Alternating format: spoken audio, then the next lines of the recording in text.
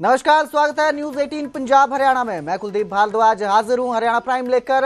Haryana prime की शुरुआत करेंगे पूर्व डीजीपी मोहम्मद मुस्तफा के बेटे की मौत के मामले के साथ। इस मामले पर जांच तेज हो गई है। पंचकुला सेक्टर 1 स्थित कोठी में फिर एसआईटी की टीम पहुंची। एसआईटी हेड विक्रम नेहरा के समक्ष नौकर पेश हुए। घर में काम करने वाले नौकरों से पूछताछ की गई। एसआईटी ने 7 नौकरों के बयान दर्ज किए। इससे पहले सुरक्षा में तैनात जवानों से पूछताछ हुई थी, तो इस मामले में जांच तेज कर दी गई है। लगातार पूछताछ की जा रही है। इससे पहले सुरक्षा में तैनात जवानों से पूछताछ की गई थी और अब घर में मौजूद नौकरों से पूछताछ की गई है। नौकरों से पिता और आकिल के रिश्तों के बारे में सवाल जवाब किए गए। आकिल के उनके पिता मोहम्मद मुस्तफा से किस तरह के रिश्ते हैं, इसको लेकर पूछताछ हुई और 7 नौकरों के बयान दर्ज किए गए हैं। तो इस मामले में लगातार एसआईटी जांच कर रही है। आकिल की मौत के बाद इस मामले में जांच जारी है।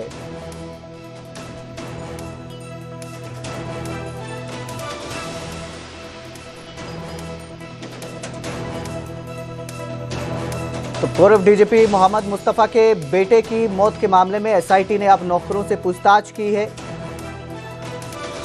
इस खबर पर ज्यादा जानकारी के लिए मेरे सहयोगी तारा ठाकुर हमारे साथ जुड़े हैं। जी तारा, जो ये एसआईटी आज पूछताछ करने दोबारा जो है मोहम्मद मुस्तफा के घर पहुंची थी, नौकरों से पूछताछ की गई है, क्या जानकारी इस दौरान सामने आई है?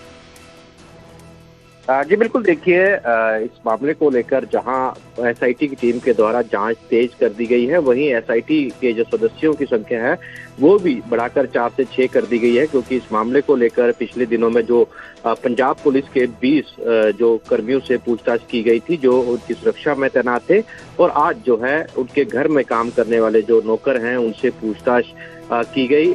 घर में काम करने वाली जो महिलाएं हैं या फिर सिक्योरिटी गार्ड हो या माली हो, इन सभी को यहाँ आज पूछताछ के लिए बुलाया गया था। और इसके साथ ही जो जिस दिन अकील अख्तर की मौत हुई थी, उस दिन जिन जिन लोगों को अकील ने अपने फोन से कॉल की थी, उन लोगों को भी पूछताछ के लिए बुलाया जाएगा। अभी मौत से ठीक पहले जो लोगों से बात हुई है, क्या बात हुई है, इसको लेकर पूछताछ की जाएगी। तो अभी फिलहाल जो करीबी लोग हैं, चाहे अकील अख्तर के दोस्त हैं, रिश्तेदार हैं, उनसे पूछताछ करने की तैयारी जो है वो पुलिस कर रही है। और जल्द ही इस मामले में जो विसरा रिपोर्ट आने की उम्मीद है, जिससे मौत के कारणों का स्पष्ट हो पाएगा कि अकील अख्तर की असल में मौत कैसे हुई। फिलहाल इस मामले को लेकर जो एसआईटी है वो जांच तेज कर चुकी है। वहीं इस मामले में जो आरोपी है पूर्व डीजीपी और अन्य जो लोग हैं, उनको भी जल्द इस मामले में जांच में शामिल कर सकते हैं। जी तारा, इससे पहले अकील का मोबाइल बरामद हुआ था जिसको जांच के लिए भेजा गया है, उसकी कोई अपडेट, उसके जो डेटा है उसको लेकर कोई अपडेट सामने आया हो? जी बिल्कुल, देखिए इस मामले में जो एसआईटी हेड हैं विक्रम नेहरा, उन्होंने कहा कि मोबाइल की फिलहाल फोरेंसिक जांच जो है करवाई जा रही है। मोबाइल में जो डाटा है उसको कलेक्ट किया जा रहा है और साथ में ये भी कोशिश की जा रही है जानने की कि इस 12 दिन बाद जो मृतक का मोबाइल पुलिस को मिला है उससे साथ कोई छेड़छाड़ हुई या नहीं, इसकी जांच की जा रही है। तो अभी फोरेंसिक जांच के बाद ही जो है स्थिति स्पष्ट हो पाएगी कि मोबाइल में और क्या पुलिस को मिला और क्या इससे छेड़छाड़ हुई या नहीं हुई है। तो अभी जो लोग करीबी हैं, काम करने वाले हैं या फिर सुरक्षा में तैनात लोग हैं, उनसे पूछताछ जो है पुलिस के द्वारा की जा रही है। जी बहुत बहुत शुक्रिया इस तमाम जानकारी के लिए तारा ठाकुर। तो लगातार इस मामले में एसआईटी जांच कर रही है और अकील से जुड़े लोगों से सवाल जवाब किए जा रहे हैं।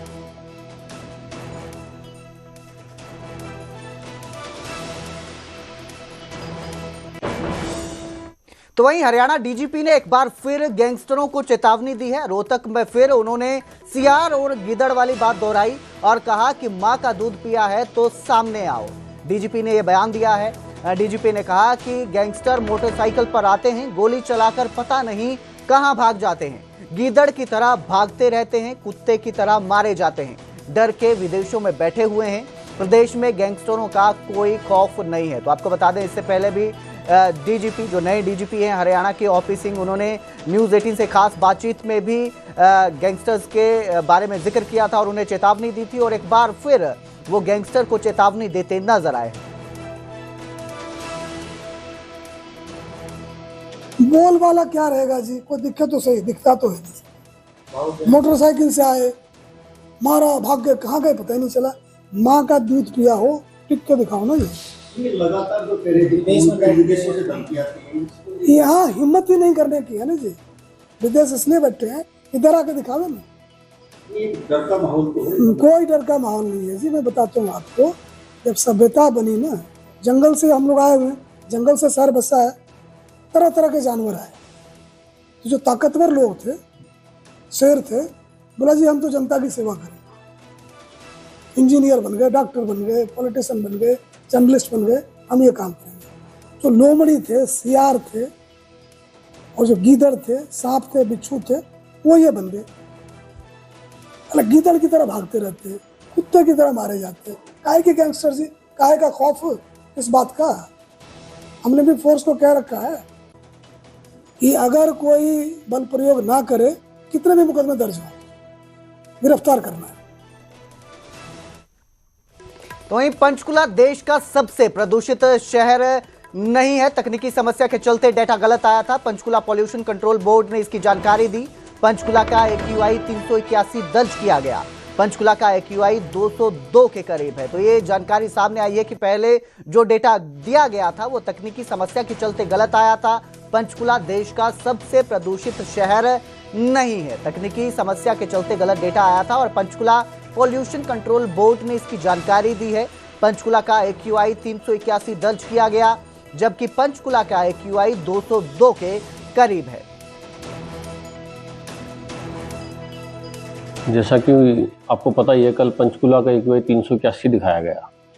तो पहला तो उसमें इशू ये है कि वो जो स्टेशन लगा है वहाँ पर थोड़ा इशू आ गया था, जिसकी वजह से वो बढ़ गया है और अब वो कैलिब्रेट हो गया है प्रॉपरली और उसका अब AQI धीरे धीरे ठीक जो एक्चुअल है वो दिखा रहा है, वो शो कर रहा है। एट प्रेजेंट 202 के आसपास है PM 2.5 और उसका इशू था कि उसमें कैलिब्रेशन नहीं हो पाई थी, जिसकी वजह से उसमें थोड़ा टेक्निकल एरर आ गया था और वो 381 पहुंच गया। ऑल्दो हमारे आसपास पंजाब भी है और स्टेट्स भी हैं जहाँ पर पराली का इशू मेन रहता है, जिसकी वजह से मे भी यहाँ का थोड़ा डिटोरेट हो गया होगा। बल्कि आप चंडीगढ़ का देखें तो 172-173 के आसपास है, तो जो कि सेटिस्फैक्ट्री।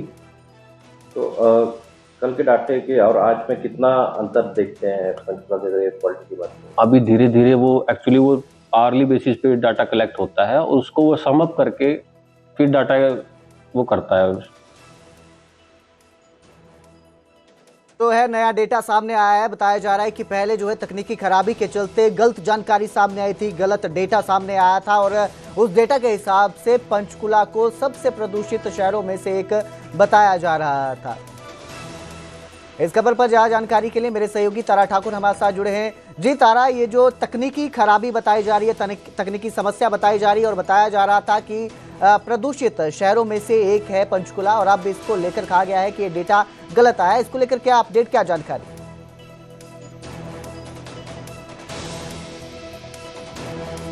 सबसे बड़ा प्रदूषित जो एयर का जो है वो बताया गया था और इसको लेकर कहीं ना कहीं हड़कंप मच गया था, क्योंकि सबसे ज्यादा जो प्रदूषित एयर का लेवल है वो पंचकुला में पाया गया था। लेकिन इस मामले को लेकर जब छानबीन की गई तो इसमें जो तकनीकी गड़बड़ी पाई गई है और पंचकुला जो पोल्यूशन कंट्रोल बोर्ड के जो RO हैं उनसे हमने बातचीत की और उन्होंने कहा कि कल इस मामले को लेकर जो पंचकुला में AQI लेवल जो है पंचकुला का सबसे ज्यादा खराब जो बताया गया है, ये तकनीकी गड़बड़ी है, क्योंकि पंचकुला में एक प्लांट लगाया गया था जिसके चलते ये जो डाटा है ये गड़बड़ाया और अब जो है पंचकुला का जो AQI लेवल है वो करीब 202 है। और पंचकुला की अगर बात करें तो यहाँ जो एयर पोल्यूशन की बात करें तो कई शहरों से बेहतर है। हरियाणा की अगर बात करें तो पूरे हरियाणा में पानीपत का जो एयर पोल्यूशन है वो सबसे ज्यादा पाया गया है। लेकिन कुछ खबरें निकल कर आई थी जिसमें पंचकुला का AQI लेवल 381 दर्ज किया गया था। तो ये तकनीकी गड़बड़ी के कारण जो है आया था और इसको लेकर विभाग के अधिकारियों के द्वारा स्थिति को स्पष्ट किया है और उन्होंने बताया है कि अभी मौजूदा जो एयर क्वालिटी है वो क्या है। और उन्होंने ये भी कहा कि जो प्लांट में गड़बड़ी के चलते ये सारी कैलकुलेशन सामने आई थी, जो अब उसको ठीक कर लिया गया है। जी, बहुत बहुत शुक्रिया इस तमाम जानकारी के लिए तारा ठाकुर। तो फिलहाल ये जो सारी तकनीकी खराबी थी उसके चलते डेटा सामने आया था, गलत डेटा, लेकिन पंचकुला जो है प्रदूषित शहरों में से एक नहीं है।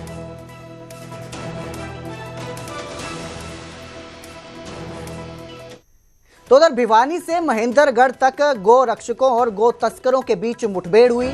रात के समय में ये मुठभेड़ हुई जिसमें पुलिस लाचार नजर आई। गो तस्करों ने पत्थर बरसाए, पिस्तौल लहराई। गनीमत रही कि इस दौरान किसी को कोई चोट नहीं आई। गो रक्षकों ने 2 पिकअप गाड़ियों से 6 से 7 गायें छुड़ाई हैं। पुलिस पीछे हटने से गो तस्कर मौके से फरार होने में कामयाब रहे। गो रक्षकों ने भिवानी एसपी से इस पूरे मामले में कार्रवाई की मांग की है। वहीं दादरी पुलिस पर सहयोग की बजाय दखल देने के आरोप लगाए। करा रखी थी हमने। कमाल की बात है, दादरी पुलिस ने पैतावास के पास हमारी गोरक्षकों की गाड़ी को पकड़ लिया। मिले इसके कागज दिखाओ। हमारे लड़कों ने कहा कि ये गाड़ी गौ सेवकों की गाड़ी है और गौ तस्करों को ढूंढ रहे हैं, आप मदद करो। मैंने पहले तुम्हारे कागज दिखाओ। इतनी देर में वो पीछे से गौ तस्कर कहीं से घूम के वो बीच में कहीं गायें उठा रहे थे, वो पीछे से वो आगे। उनको बताया भाई ये गाड़ी है, पीछे उसका पीछा करने लगे। वो सदर पुलिस थी, दादरी सदर की पुलिस भी थी। और उसके बाद उन्होंने पीछा किया, 112 भी पीछे लगी। उनको पत्थर मारने शुरू कर दिए उन्होंने। अब पत्थर मारती है ना वो गाड़ियाँ, वहाँ से वापसी होगी। तो वहीं हरियाणा में 1 नवंबर से रजिस्ट्रेशन के नियम बदलेंगे। प्रॉपर्टी रजिस्ट्रेशन के नियम बदलने वाले हैं और अब पेपरलेस प्रॉपर्टी की रजिस्ट्रेशन होगी। 1 नवंबर से पेपरलेस रजिस्ट्री करने वाला हरियाणा देश का पहला राज्य बनेगा। तहसीलों में दलालों से छुटकारा मिलेगा। डिजिटल शासन को बढ़ावा देने और संपत्ति पंजीकरण को और पारदर्शी बनाने की तरफ हरियाणा सरकार का ये कदम है। नई प्रॉपर्टी रजिस्ट्री के लाभ भी हैं। तेजी से पंजीकरण होगा। पारंपरिक जटिल प्रक्रिया की जगह तेज और समृद्ध कार्यवाही होगी, समयबद्ध कार्यवाही होगी। पारदर्शिता रहेगी। भ्रष्टाचार पर अंकुश और मानवीय मूल्य की संभावना कम है। इसके साथ ही आप घर बैठे ऑनलाइन आवेदन कर सकेंगे। स्थिति की जांचने के लिए भी आप ऑनलाइन उसमें वेबसाइट पे जाके उसे देख सकेंगे कि क्या स्टेटस है। रियल एस्टेट को भी बढ़ावा मिलेगा। प्रक्रिया आसान और तेज होगी। तो 1 नवंबर से ये प्रक्रिया शुरू होने वाली है और हरियाणा देश का पहला पेपरलेस प्रॉपर्टी रजिस्ट्रेशन वाला राज्य बनने वाला है। 58 साल से हमारी जो प्रणाली बनी हुई है तहसीलों में रजिस्ट्रेशन कराने की, जो ज़मीन की रजिस्ट्रेशन डीड्स हैं, उस व्यवस्था को हम बदल रहे हैं और अब हम पेपरलेस रजिस्ट्रेशन की ओर जा रहे हैं।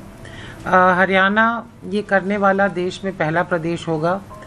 29 सितंबर को माननीय मुख्यमंत्री जी ने इसे बबैन में, कुरुक्षेत्र ज़िले में लॉन्च किया था पहली बार और अब 1 महीने की उसमें और इम्प्रूवमेंट और टेस्टिंग के बाद अब हम पूरे प्रदेश में 1 नवंबर जो हरियाणा दिवस भी है इसे लॉन्च कर रहे हैं।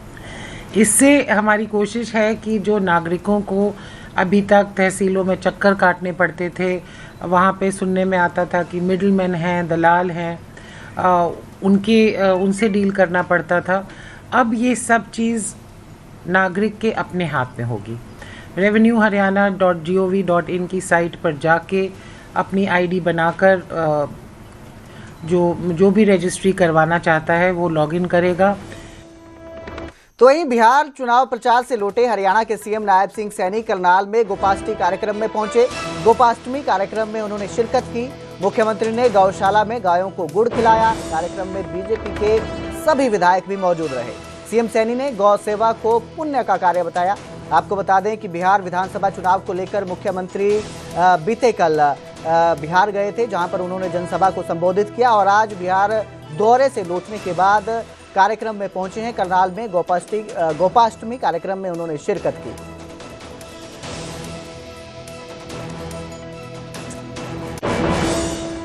जींद में पूर्व सीएम भूपेंद्र हुड्डा ने बीजेपी पर निशाना साधा और कहा कि बीजेपी ने 2 लाख नौकरी देने का वादा किया था, सरकार सिर्फ 11,000 नौकरियां ही दे पाई। हरियाणा आज बेरोजगारी में नंबर 1 राज्य है।